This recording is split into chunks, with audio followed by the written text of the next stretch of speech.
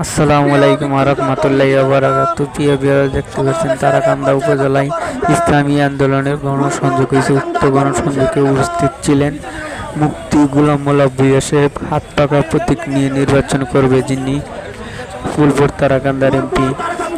আরও উপস্থিত ছিলেন ইসলামী আন্দোলনের সভাপতি মতিউর রহমান সাহেব। আরও উপস্থিত ছিলেন তারাকান্দা উপজেলা ইসলামী আন্দোলনের সিনিয়র সহসভাপতি আজিজুল। সংগ্রামী সহসভাপতি ছাত্র নেতা মুফতি গোলাম মাওলা ভূঁইয়া, ছাত্র নেতা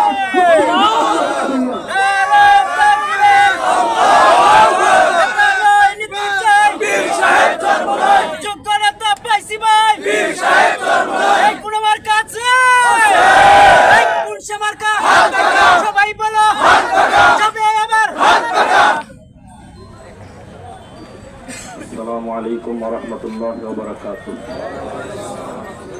আলহামদুলিল্লাহি আহলিহি ওয়াস সালাতু লি আহলিহা আম্মা বা'দ। আউযু বিল্লাহি মিনাশ শাইতানির রাজীম। বিসমিল্লাহির রাহমানির রাহিম।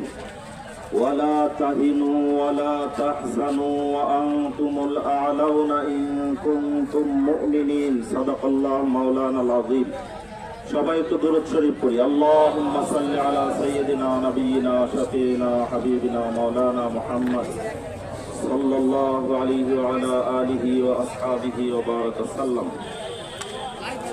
ইসলামী আন্দোলন বাংলাদেশ পীর সাহেব চরমোনাই ঘোষিত কেন্দ্রীয় কর্মসূচির আওতাধীন দেশব্যাপী বিক্ষোভ সমাবেশে আজকের এই তারাকান্দা উপজেলা আজকের এই জনসমাবেশের সংগ্রামী সভাপতি উপস্থিত আছেন ইসলামী আন্দোলন বাংলাদেশ থানা নেতৃবৃন্দ, ইউনিয়ন এবং ওয়ার্ড নেতৃবৃন্দ,